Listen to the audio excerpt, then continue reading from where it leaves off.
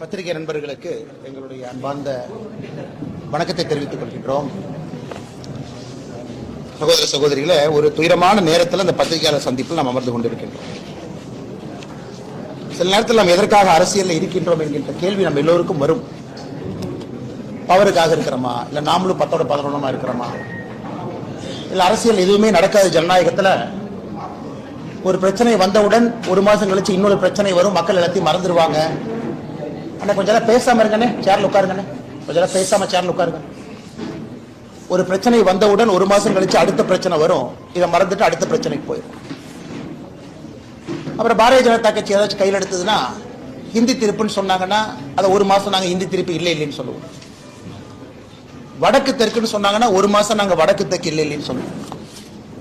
பாதி நேரத்தில் நானே என்னை இந்த கட்சியினுடைய தலைவராக கேட்டிருக்கேன், உண்மையாலுமே நம்ம தமிழ்நாட்டில் அரசியல் தான் பண்ணிட்டு இருக்கோமா, நாம செய்யக்கூடிய அரசியல் மக்களுக்கு பயன்படுதான், இல்ல சித்தாந்தம் சித்தாந்தம் என்று தொங்கிக் கொண்டு ஏதோ ஒரு விஷயத்தை பேசிட்டு இருக்கிறோமான்னு பல இடத்தில் நானே எனக்கு கேள்விகள் கேட்டேன்.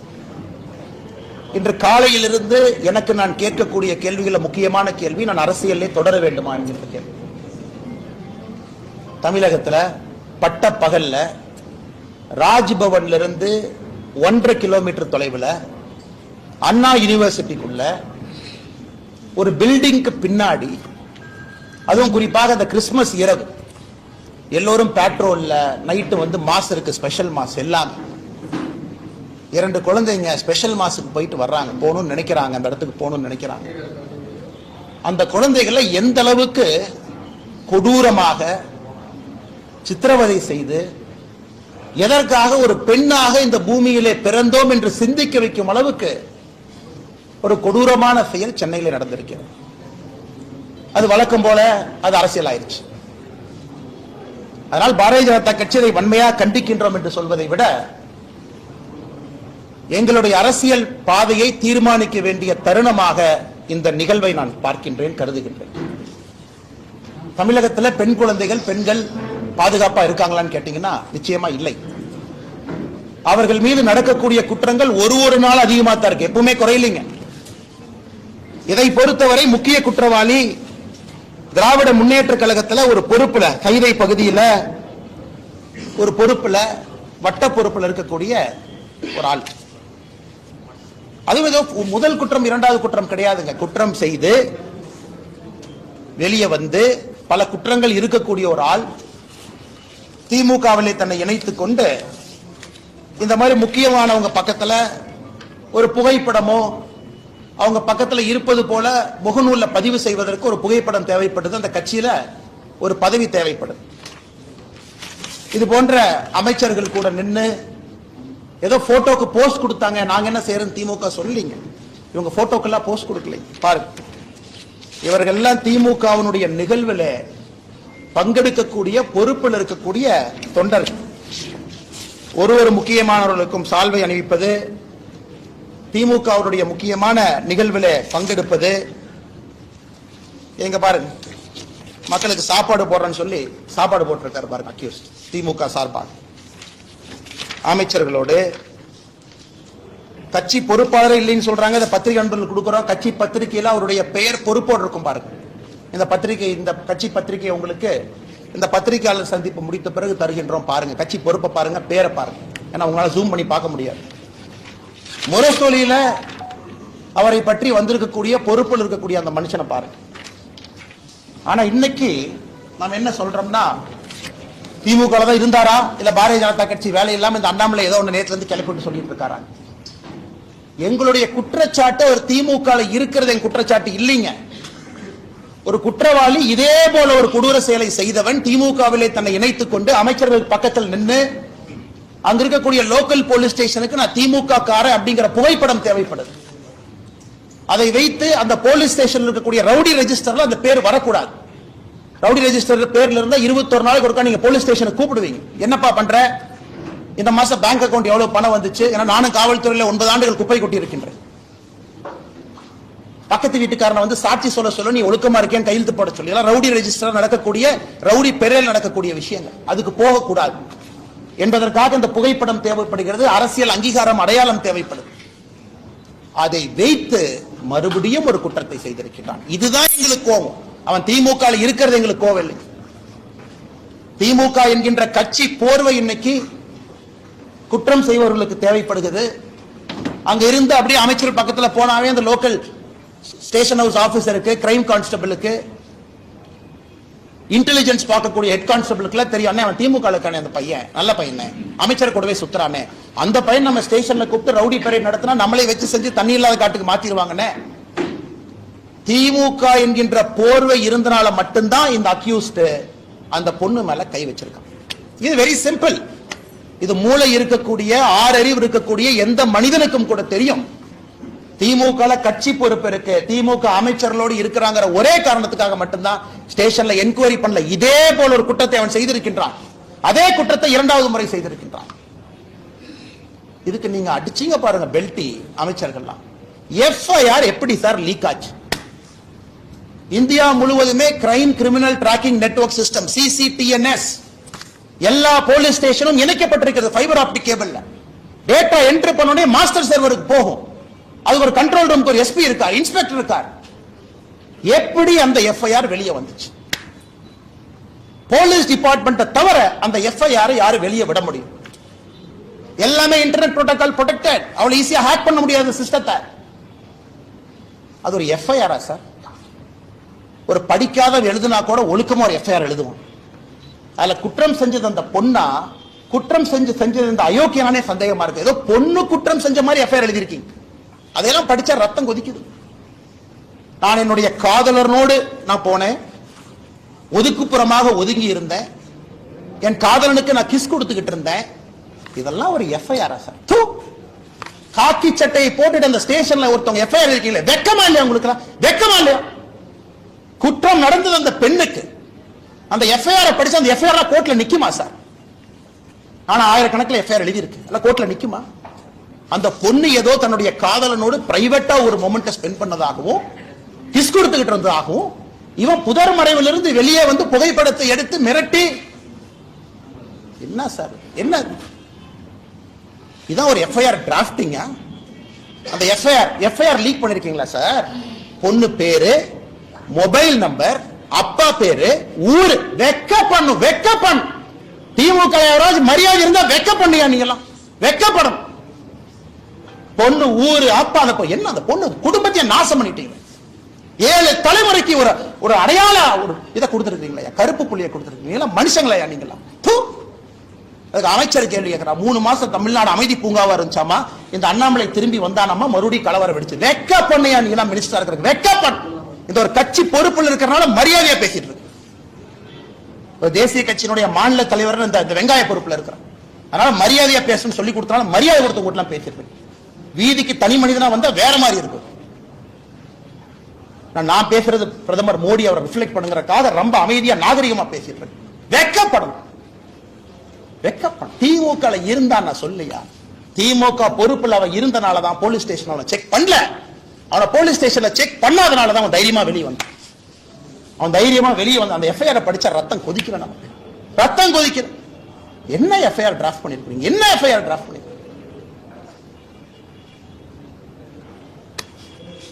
கேட்டா தமிழ்நாடு அப்படி இருக்கு இப்படி இருக்கு. கேட்டா வடக்கு தெற்கு மயில், வடக்கு தெற்கு எத்தனை நாளைக்கு அந்த இளவுல சாவறது? எத்தனை நாளைக்கு சாவறது? 60 வருஷமா வடக்கு தெற்கு. நாளைக்கு காலையில் இன்னும் ஆரம்பம் பண்ணுவாரு திமுக. டாக்ஸ் கொடுக்கல, மயிர் கொடுக்கல, மட்டை கொடுக்கல. அதுக்கான காலங்காத்தால பிரஸ் மீட்ல வேலை இல்லாம நானும் பேசிட்டு இருப்பேன். இவ்வளவு கொடுத்தோம், இவ்வளவு டாக்ஸ் அளந்து கொடுத்தோம், இவ்வளவு அள்ளி கொடுத்தோம். மக்கள் பிரச்சனை யாராச்சும் பேசுறோமா ஐயா? தமிழ்நாடு அரசியல மக்கள் பிரச்சனை பேசுறோமா?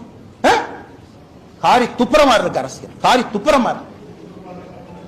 அதனால்தான் இதற்கு ஒரு முடிவு கட்ட வேண்டும் என்று முடிவு செய்திருக்கின்றோம். இந்த அரசியல் நீ ஆகாதுங்க, இந்த அரசியல் ஆகாது. ஆனால் மாநில தலைவராக, இந்த கட்சியினுடைய தொண்டனாக நான் ஒரு சங்கல்பம் எடுத்துட்டேன். ஐயோ கட்சினா வந்து ஆர்ப்பாட்டம் பண்ணுவாங்க. எத்தனை ஆர்ப்பாட்டம் பண்றியா? சென்னையில ஆர்ப்பாட்டம் பண்ண போனா முன்னாள் ஆளுநர் அரெஸ்ட் பண்ணி உள்ள வச்சிருக்கேன், நாயை பிடிக்கிற மாதிரி பிடிச்சு. மாநிலத்தினுடைய துணைத் தலைவர் கருணாகராஜன், எங்களுடைய சகோதரர், எத்தனை டைம் பாரதிய ஜனதா கட்சி எத்தனை டைம் அரெஸ்ட் பண்ணுவீங்க? நாங்க எங்களுக்கு தனியா எங்களுக்கு வீட்டுக்கு ரோடு போடுன்னு ஆர்ப்பாட்டம் பண்றோமா? இல்ல எங்க வீட்டுக்கு தண்ணி, சிறுவாணி தண்ணி வரலின்னு ஆர்ப்பாட்டம் பண்றோமா? கைது பண்ணி நைட்டு 11:30 வரைக்கும் டாய்லெட் இல்லாத மண்டபத்தில் பார்த்து அடைச்சு வச்சு எத்தனை சித்திரவதை தொண்டாங்க பண்ணி அனுப்பிப்பாங்க. அதனால இன்னி உங்களுக்கு இந்த ஆர்ப்பாட்ட வேலையெல்லாம் இல்லை. இன்னிலிருந்து நாங்க வேற மாதிரி தான் உங்களை டீல் பண்ண போறோம். நாங்க ஆர்ப்பாட்டம் பண்ண கலெக்டர் ஆபீஸ்க்கு வருவோம். எங்க ஆளு எல்லாம் காலங்கத்தான் 8 மணிக்கு கிளம்பி வருவாங்க. நீங்க அப்படியே ஒரு 1000 போலீஸை போட்டு நாய் பிடிக்கிற மாதிரி 2 பேர்த்த பிடிச்சிட்டு போலாம். நாளையிலிருந்து ஆர்ப்பாட்டம் அப்படி கிடையாது. ஒரு வீட்டுக்கு வெளியே ஆர்ப்பாட்டம் நடக்கும். நீ 10,000 போலீஸ் இறக்கியா பாத்திரலாம். நான் ஒரே இடத்துல அப்படியே என் தொண்டனை கூட்டிட்டு வருவேன். லட்டம் தர மாதிரி அமுத்திட்டு போயிருவீங்க. நீங்க ஒரு வீட்டுக்கு முன்பு நாளை பாரதிய ஜனதா கட்சியின் தொண்டன் காலையில 10 மணிக்கு வெளியே வந்து நிப்பான். தன்னுடைய தாய்க்காக சகோதரிக்காக குரல் கொடுப்பான். இந்த அண்ணாமலை நாளைக்கு என்ன செய்ய போறேன்னு சொல்ற கேட்டுப்பான். எல்லா பலத்தையும் பயன்படுத்திட்டோம், பேசிட்டோம். என்ன உங்க கையில ஊடக பலம் இருக்கு, உங்க கையில சினிமா துறை இருக்கு. ஒரு படத்தை எடுத்து வடக்கு தெற்கு நீ பிரிச்சா வேலை முடிச்சு போச்சு. உங்க கையில எல்லாம் விருது கொடுக்கறதுக்கு பேசுறதுக்கு ஆளு இருக்கிறாங்க. சமூக நீதினு பேசுறதுக்கு 10 பேர் இருக்கா. பாரதிய ஜனதா கட்சினா சமூக நீதி இல்லைன்னு பேசுற 50 பேர் இருக்கா. அதனால் நாளை எனக்கு நானே சாட்டை அடி கொடுக்கக்கூடிய நிகழ்வை காலை 10 மணி என்னுடைய வீட்டுக்கு வெளியே நடத்தப்போம். நான் எனக்கு முருகபெருமானுக்கு சூர சம்ஹார பெருமை இந்த தீவிரம்லாம் அழிக்கிறது. நாளை காலை 10 மணிக்கு மாநில தலைவராக என்னுடைய இல்லத்திற்கு வெளியே நான் நின்று சாட்டையால் என்னை 6 முறை நான் அடித்துக் கொள்ள போகிறேன். சாட்டை என்னை அடிச்சுட்டு நாளையிலிருந்து திமுக என்கின்ற கட்சி தமிழகத்தில் ஆட்சியிலிருந்து அகற்றப்படும் வரை நான் செருப்பு போட மாட்டேன். அந்த அரசியல் நானும் 3 வருஷம் பண்ணி பார்த்துட்டேன். அது ஒரு முடிவு வரணும். இன்னைக்கு முடிவு வந்தே ஆகும். சும்மா இத்தனை நாளைக்கு எத்தனையாக நானும் வண்டி ஓட்டுறது. வந்தது வேறு, செய்வது வேறு, நடந்து கொண்டிருப்பது. நாளையிலிருந்து திமுக ஆட்சியிலிருந்து அகற்றப்படும் வரை இந்த பத்திரிகையாளர் சந்திப்பு முடிச்சு செருப்பை கழிக்கணும்னா நீங்க ஆட்சியிலிருந்து இறங்குற வரைக்கும் நான் செருப்பு போட மாட்டேன். பார்த்தலாம். நாளையிலிருந்து 48 நாட்கள் நான் விரதம் இருக்க போகிறேன். பிப்ரவரி 2வது வாரம் முடியும். 6 படை வீட்டுக்கு நான் போக போறேன். முருகபெருமான்கிட்ட முறையிட போறேன். எல்லாத்திட்டையும் முறையிட்டாச்சு. நேஷனல் கமிஷன் ஃபார் உமன் முறையிட்டாச்சு. காலகட்டத்தில் வேலையெல்லாம் உட்காந்து லெட்டர் எழுதிருக்காங்க. 3 பேஜ் வேலையுமா. அம்மா வாங்கம்மா, தயவு செஞ்சு பிடிங்கம்மா, இவங்கெல்லாம் வயலேட் பண்ணிட்டாங்கம்மா, செக்ஷன் பாருங்கம்மா. எத்தனை கடிதம் எழுது. ஹியூமன் ரைட்ஸ் கமிஷன் 15 கடிதம் எழுதியாச்சு. நேஷனல் கமிஷன் ஃபார் உமனுக்கு எழுதியாச்சு. வேலையெல்லாம் உட்காந்து எழுதி ட்விட்டர்ல போடுறதா வேலை. இன்னி பாத்துக்கலாம் அரசியல், இன்னி பாத்துக்கலாம். நாகரிகமான அரசியல். இந்த பவுண்ட் பை நீங்க அநாகரிகமா பேசுறீங்கல்ல, சோசியல் மீடியால குடும்பத்தை எடுக்கிறீங்க, என்ன வேணாலும் நீங்க பேசுவீங்க. கேட்டா அப்படியே கட்சி போறவைக்குள்ள ஒளிஞ்சுக்கிறீங்க. நாளையிலிருந்து என்னுடைய அரசியலும் அப்படித்தான் இருக்கும். இந்த மாநில தலைவர் கட்டுப்பாடு, இனி ஆரோக்கியமான அரசியல், விவாதம், மரியாதை. அதெல்லாம் எதுக்கு மரியாதை கொடுக்கணும்? எதுக்கு மரியாதை கொடுக்கணும்? பெண்களுக்கு, குழந்தைகளுக்கு பாதுகாப்பு இல்லாத ஒரு மாநிலத்தில் எதுக்கு உனக்கு மரியாதை கொடுக்கணும்? எதுக்கு மரியாதை கொடுக்கணும்? அரசியல் கட்சியில நீ மரியாதை வெங்காயம்லாம் கிடையாது. ஆனா நீங்க வாங்கின இந்த இஷ்யூ பேசுங்க. எத்தனை இஷ்யூங்க தமிழ்நாட்டில் பேசுறது? ஆனா டங்ஸ்டன் இஷ்யூ டெல்லிக்கு போங்கன்னா எத்தனை டைமுங்க போறது? ஆனா மீத்தேன் பிரச்சனை ஆச்சுன்னா டெல்லிக்கு போங்கன்னா எத்தனை டைம் போறோம்? எத்தனை போறது? வேற வேலை இதே தான் வேலைங்க. அதனால் நாளை எனக்கு நானே சவுக்கடி காலை 10 மணிக்கு என்னுடைய இல்லத்திற்கு வெளியே நான் கொடுத்துக் கொள்கிறேன். பாரதிய ஜனதா கட்சியினுடைய எந்த தொண்டனையும் இதை நீங்கள் செய்ய வேண்டாம் என்று நான் அன்போடு சொல்லுகின்றேன். நீங்க யாரும் செய்ய, வீட்டுக்கு வெளியே வந்து நிற்க வேண்டியது உங்களுடைய கடமை. ஒரு சகோதரியோடு, சகோதரனோடு, அவர்களோடு நாங்கள் இருக்கின்றோம் என்று உணர்த்த வேண்டியது நம்முடைய கடமை. தீய சக்தி அழிக்கப்பட வேண்டும். தமிழகத்தில் அழிக்கணும், வேற வழி இல்லைங்க. படிக்கிறோம் பாருங்க. எத்தனை கேங் ரேப், எத்தனையா பண்ணுவீங்க, என்னையா பண்ணுவீங்க? தெரியாம கேட்கிறேன். 14/8/2024 gang rape of M woman accused யாரு? கவிதாசன். என்ன நடத்தினா? Udhayanidhi Stalin fan club Orathanadu. 2/1/2023 youth wing of DMK sexual assault of woman police constable. லட்சணத்தை பாருங்க, விளங்கி. 22/3/2022 gang rape of 22-year-old woman in Virudhunagar after blackmailing ஒரு வீடியோ. பாருங்க. கேட்டா கட்சி அப்படி யாருமே இல்ல, பொய் சொல்றாரு. அண்ணாமலை வந்ததுக்கு அப்புறம் இது வேலையெல்லாம் செய்யறாரு. ஆனால் பத்திரிகை நண்பர்களே, வேறு வழி எங்களுக்கு இல்லை. மக்களுடைய கவனத்தை ஈர்ப்பதற்கு எங்களுக்கு வழி இல்லை.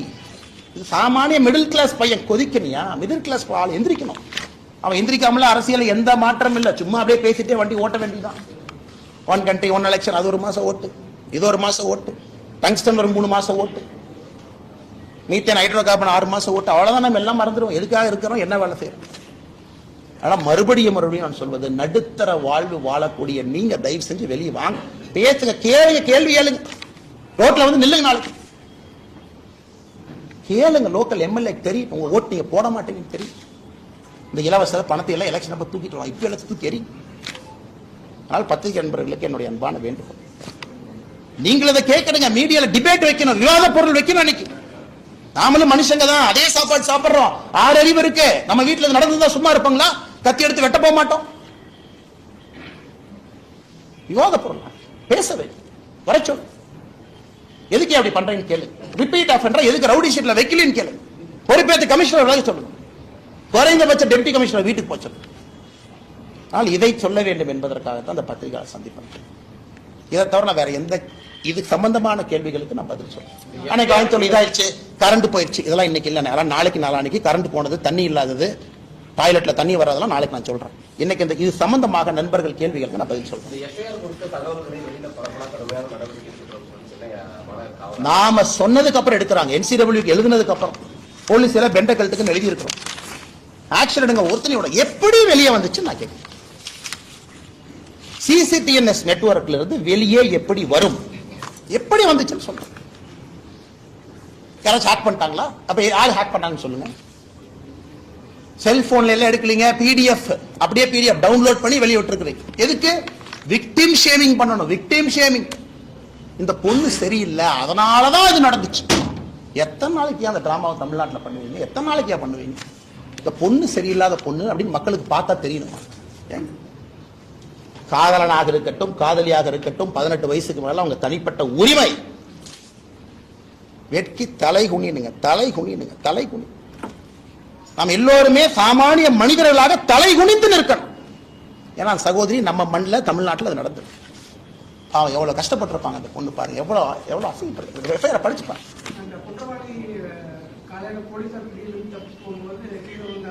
என்ன வெங்காயங்க, என்ன வெங்காயங்க? ஒரு கான்ஸ்டபிள கூப்பிட்டு அடினா கை உடைய, ஒரு அடினா கால். இது பனிஷ்மெண்டா? இது பனிஷ்மெண்டா? ஒரு மாவு கட்டு போட்டு எடுத்து போட்டோ கொடுத்துட்டா அப்படியே மக்களுடைய கோபம் அப்படியே தணிஞ்சு, அப்பா அவனுக்கு வந்து பாருப்பா கை ஒரு கை உடஞ்சிருச்சு, மாவு கட்டி போட்டிருக்காங்க, கால் ஒரு கால் உடஞ்சிருச்சு, மாவு கட்டி போட்டாங்க. என்ன எல்லாம் 1980 கலைஞர் கருணாநிதி ஐயா திரைக்கதை வசனம் எழுதிட்டு இருக்காங்களா? உண்மையான அரசா இருந்தா 10 நாள்ல சார்ஜ் ஷீட் போட்டு, 11வது நாள்ல ஸ்பெஷல் கோர்ட்டை கூப்பிட்டு 15வது நாள் தண்டனை போடு. நான் சொல்றேன், இந்த டிராமால எங்களுக்கு வேண்டாம். மாவு கட்டு போட்டேன், கையை உடைச்சேன், கால் உடைச்சேன், இந்த டிராமால வேண்டாம் சார். 7 நாள்ல ட்ரையல் நடந்த கேஸ் இந்தியாவில் இருக்கு சார். 5 நாள்ல சார்ஜ் ஷீட் போட்டிருக்காங்க சார். ஒரே நாள்ல ட்ரையல் முடிச்சிருக்காங்க சார். நீங்க நினைக்கிற மாதிரி 1 வருஷம் 2 வருஷம் 10 நாள்ல ஒரு சார்ஜ் ஷீட்டை போட்டு ட்ரையல் நடத்தி தண்டனை வாங்கி கொடுக்க முடியும். பண்ணீங்களா?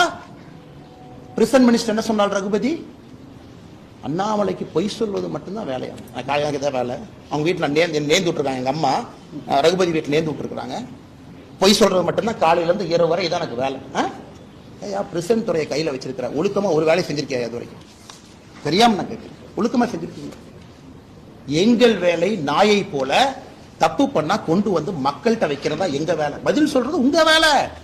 ஆளுங்கட்சிக்கார victim shaming, victim shaming, FIR copy release, இதெல்லாம் நம்ம முறை சொல்லல. வேலையெல்லாம் எழுதுனீங்களா? அவன் பேரு பத்திரிகையில சும்மா அதே அச்சுல போய் பத்திரிகை போய் அதே ஞானசேகரன் பேர் அடிச்சுட்டு அதே வெளியே வந்துருச்சுங்களா?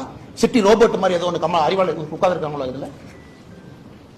அதனால இது கம்பீரமா எடுத்துக்கணுங்க. ரொம்ப தப்பு பண்றாங்க. நாம ஒன்னொன்னும் அடுத்து அதை விட கொடூரமா இருக்கிறனால முன்னாடி நடக்கிறத மறந்தாச்சு. இதை விட அது கொடூரமா இருந்துச்சுங்க, அதனால இதை மறந்தாங்க. அதனால்தான் வேறு வழி இல்லாம எங்களை நாங்களே வருத்தி கொண்டு முருகபெருமான் போய் முறையிறோம். வேற என்ன வழி சொல்லுங்க.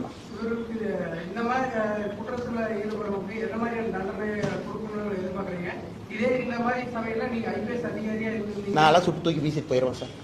அது சொன்ன 4 பேர் FIR தூக்கிட்டு வருவானு, ஹியூமன் ரைட்ஸ் கமிஷன் அதுன்னு வருவானு, தூக்கி வெளியே வச்சாதான் சரியா வரும். அந்த மாதிரி ரத்த சார் இது ஏதோ அரசியல் வந்தாலும் அடங்கி உட்கார்ந்து இருக்கிறேன்.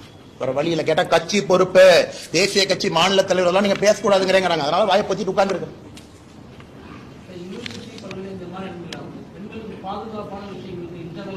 சார் நிர்பயா ஃபண்ட் கொடுத்துருக்கோம் சார். நிர்பயா ஃபண்ட் கொடுத்துருக்கோம் சார். 1000 கோடி கொடுத்துருக்கோம் சார். ஏன் சார் ஒரு அண்ணா யூனிவர்சிட்டியில தமிழ்நாட்டினுடைய பழமையான இன்ஜினியரிங் காலேஜ்ல ஒரு லோட்டஸ் CCTVக்கு ஒயர் கனெக்ஷன் இல்லைன்னு சொல்றியா? வெக்கப்படலையா? எங்கேயுமே கனெக்ஷன் இல்லை. அப்ப நிர்பயா ஃபண்ட் எங்க போச்சு? நிர்பயா ஃபண்ட் கொடுத்தது இதுக்கு தானே. நிர்பயா ஃபண்ட் எதுக்கு கொடுத்தோம்? முதலமைச்சர் வீட்டுக்கு போற சாலையில 4 CCTV போடுற கொடுத்தோமா? எதுக்குங்க நிர்மயா ஃபண்ட் கொடுத்தோம்? இதுக்கு தாங்க கொடுத்தோம். அடிப்படையே இல்லை. கேட்டா யூஜிசி கமிஷன் நாமினி வரணுமா? ஏன் உனக்கு அண்ணா யூனிவர்சிட்டியில சிசிடிவி வைக்கிற துப்பு இல்ல? நீ யூஜிசி கமிஷன் நாமினியை பத்தி பேசிட்டு இருக்க? வெக்கமால உனக்கு? வெக்கமால? யூஜிசி கமிஷன் நாமினி வந்தாங்கன்னா, இந்த சந்தான முதல்ல பேசுவார்ல லொல்லு சபால, இந்த யூஜிசி கமிஷன் அப்படியே வந்தாங்கன்னா, கொடுத்ததுல ஒரு யூனிவர்சிட்டிக்கு சிசிடிவி கேமரா வாங்கி மாட்டியாடு. கேட்டா நாளை காலைல கோவிச்செழியன் சொல்லுவார், அது வந்து யூஜிசி கமிஷன் நாமினி வந்தாருன்னா மத்திய அரசு மாநிலத்தினுடைய சுயாட்சிக்கு எதிராக செயல்படுவதாக நாங்கள் கருதுவோம். வெக்கமால உங்களுக்கு கேட்பது ஒரு அண்ணா யூனிவர்சிட்டியில கேட்டா வளர்ந்த நாடு, $1 trillion எக்கானமி, $1 trillion எக்கானமி. ஒரு காலேஜ்ல பெண் குழந்தைகள் படிக்கிற இடத்துல ஒரு சிசிடிவி கேமரா வைக்கிறதுக்கு லாய்க்கு இல்ல. $1 trillion எக்கானமி என்ன புடுங்க போறீங்க? $1 trillion எக்கானமி அம்பானி உருவாக்கி தமிழ்நாட்டில் ஒரு 10 முதலாளிகள் உருவாக்கி $1 trillion டிக் போடுறக்கா இல்ல ஏழை மக்களுக்கு வேலை செய்யறதுக்காக அரசு? என்ன கேட்கற கேள்வி நியாயம் இருக்கு? $1 trillion என்ன வெங்காயத்துக்குன்னு கேட்க. அண்ணா யூனிவர்சிட்டி சிசிடிவி வேலை செய்யாது, பஸ்ல பேருந்து ஓட்ட, மேலே ஏறினா எப்ப இடிஞ்சு விடுன்னு யாருக்கும் தெரியாது. ஆனா $1 trillion எக்கானமியை நோக்கி தமிழகம் செல்லுமா? வெக்கமா இல்ல? இந்த விஷயத்தை பொறுத்த வரைக்கும் முன்பே தகவல் தெரிஞ்சிருந்திருந்தா இன்னும் ஒரு துரிதமான நடவடிக்கை எடுத்திருப்போம். 2 நாள் கழிச்சு புகார் கொடுத்திருந்தாலும் அரசு பல்கலைக்கழகம் காவல்துறையினருக்கு சிறப்பான ஒரு நடவடிக்கை எடுத்திருக்குன்னு சொல்லி வைத்திருக்கிறாங்க. அண்ணே அதுக்கு தானே சாட்டை என்ன அடிச்சுக்கிறேன். இந்த கேள்விக்கெல்லாம் பதில் சொல்லணுமே தான் சாட்டை எடுத்து நாளை காலையில் என்னையும் அடிச்சுக்கிறேன். முன்பே பாலியல் குற்றத்திலே ஈடுபட்டு இருக்கின்றான். Your honour mister education minister, ஸ்டேஷன்ல ரெக்கார்டு ஒன்று இருக்கும். இந்த கோர்ட்டு பீசின்னு ஒருத்தர் அந்த ரெக்கார்டை மெயின்டைன் பண்ணுவார். ரிப்பீட் அஃபெண்டரை பார்க்கணும், அதை ரவுடி ஷீட்ல எழுதணும். மாசம் 21 நாளைக்கு ஒருக்கா பெரேட்ல வந்து நிப்பாட்டணும். அவன் போலீஸ் ஸ்டேஷனுக்கு வந்தாலே கை கால்லாம் நடுங்கும். இந்த குற்றத்தை அவன் பண்றானா, அண்ணே அது ஒரு நாள் குற்றமா எனக்கு சந்தேகமா இருக்குனே. அந்த எஃப்ஐஆர் படிச்சு பார்த்தா அது ஒரு பொண்ணுக்கு மட்டும்தான் அது நடந்தா எனக்கு சந்தேகமா இருக்கு. அதே இடம் அதே புஷ் திடீர் என்ற உள்ளே வெளியே வந்தான் மாயாவி போல. எஃப்ஐஆர் டிராஃப்ட் பண்ணிருக்காங்க. இந்த விரச கதைகள்லாம் படிப்பாங்கல்ல, அது கூட இதை விட நல்லா எழுதுவாங்க. அதனால்தான் நான் இவ்வளவு வேகமாக செல்வதற்கு காரணம், இன்னி நாங்க அரசியலை மாத்த போறோம். இனி சித்தாந்தம் லொட்டு லொசுக்கு நார்த்து சவுத்து இதெல்லாம் நீ வேலைக்கு ஆகாது, அதெல்லாம் வேலைக்கு ஆகாது. இவ்வளவு தூரம் பேசுற நாளை காலில் வந்து மத்திய அரசு டாக்ஸை குறைச்சு கொடுத்தாங்கம்மா. நான் என்ன சொல்லுவேன், காலில இருந்து தொண்டை தண்ணி கிளிய அது ஏன் கொடுத்தோம்னா, அது டைரக்ட் டாக்ஸ் என்ன, அது இன்டைரக்ட் டாக்ஸ் என்ன, ஜிஎஸ்டி வசூல் என்ன, ஒரிசாக்கு எவ்வளவு போச்சு, குஜராத்துக்கு எவ்வளவு போச்சு, 3 மணி நேரம் பேசிட்டு நானும் படுத்துங்கிறேன், நீங்களும் படுத்துங்க. பெண்களுக்கு எதிரான குற்றங்கள் அங்கங்க நடந்துகிட்டே இருக்கு. இன்னும் இது வேலைக்காக சார், இவங்க குழந்தைய பிடிக்கணும், வேற மாதிரி அரசியல் பண்ண சொல்லுங்க.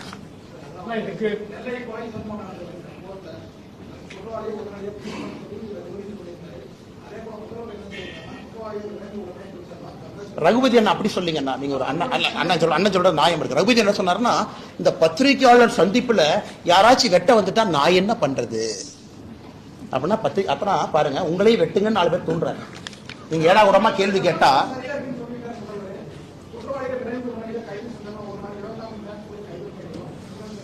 அண்ணா பப்ளிக் பிளேஸ்ல ஒருத்தர் வெப்பன் கொண்டு வர்றான். எப்படி கொண்டு வர்றான்? வெஹிக்கிள் செக்கிங் இன்ஸ்பெக்டர் எங்க போனாரு? பப்ளிக் பிளேஸ்ல வெப்பன் கொண்டு வர்றான். சரி, என்ன கேஸ்னே? ஆடு திருடின கேஸ். திருநெல்வேலியில் ஆட்டை திருடிட்டாங்க, ஆட்டை வித்ததுல வந்த லாபத்தை ஷேர் பண்றதுல பங்காளி பண்றாங்க. பப்ளிக்ல வெப்பனை கொண்டுட்டு கோர்ட் பிரைமைஸ் வாசலுக்கு வர்றான், which is a sanctified zone. நீதிபதிகள் போறாங்க, செக் பண்ணுவாங்க, காவல்துறை இருக்கும், பாம்பு டிஸ்போசல் ஸ்குவாட் இருக்கும் இல்லையாங்க. ஒரு மாவட்டத்தில் முக்கியமான எதுங்க? எஸ்பி ஆபீஸ், கலெக்டர் ஆபீஸ், நீதிபதி ஆபீஸ், மூணுதானே. அங்க உன்னால பாதுகாப்பு கொடுக்கணும். 80% of police is prevention of crime.